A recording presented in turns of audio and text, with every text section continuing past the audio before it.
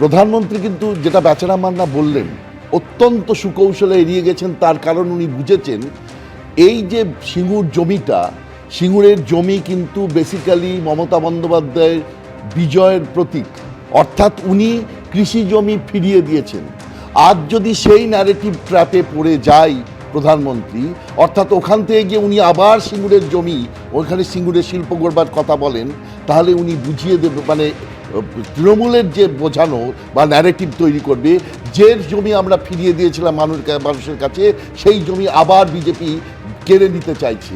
এবং আপনাকে বলি, আমি বাম মানে বাম আন্দোলন করা, মানে দীর্ঘদিন আন্দোলন করেছে এরকম মানুষের কাছে শুনেছি, জমি কৃষকের ওই যে 30% জমি যারা যেখানে চাষ হয়, এই 30% জমিও কিন্তু জমি তাদের কাছে কি জিনিস এটা আমার আপনার পক্ষে বোঝা সম্ভব নয়। এটা তখন পাবলিক পালস, তারা শিল্প চাইছেন পাবলিক পালস, ওটা যে পাবলিক পালস বলছে তার মধ্যেও এমন কিছু মানুষ নিশ্চিত আছেন যারা এখনো কিন্তু সেই জায়গায় বেরিয়ে আসেননি, এটা আমি বলছি।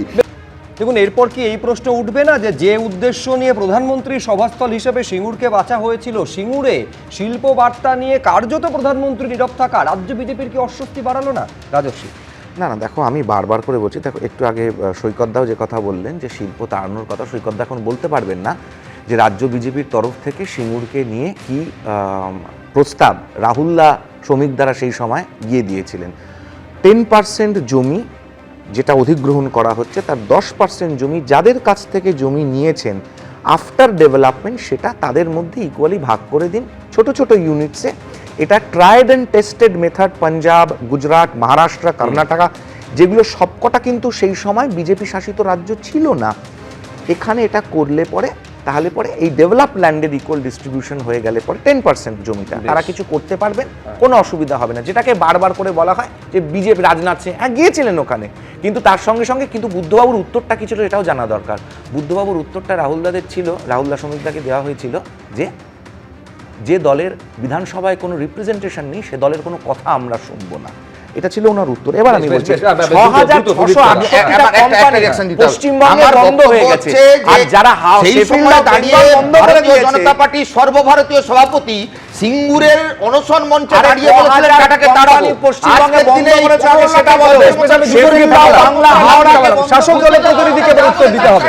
আমি দুজনকে থামালাম, প্রদীপ্ত মুখোপাধ্যায়, আমি দুজনকে থামালাম। প্রদীপ্ত প্লিজ, রাজস্বী, প্রদীপ্ত না দেখো, সিঙ্গুর থেকে টাটা চলে গেছেন, ওই গুলি ট্রিগার টিপে দিয়েছে বা কিছু, কেউ কিন্তু তৃণমূল কংগ্রেসের তরফ থেকে এটা বলে যায়নি যে সিঙ্গুরকে থেকে টাটাকে সরিয়ে দেওয়া হবে। অনিচ্ছুক কৃষকদের জমি ফেরত দেওয়ার কথা ছিল, প্রচুর অনিচ্ছুক জমিতে এমন জমি পড়েছিল যেগুলো ফেরত দেওয়া যেত, খুব সহজেই যেত।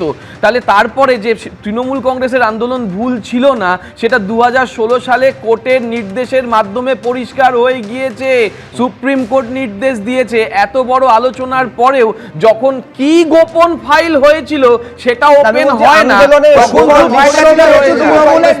কিন্তু সিঙ্গুরবাসী কি পেল?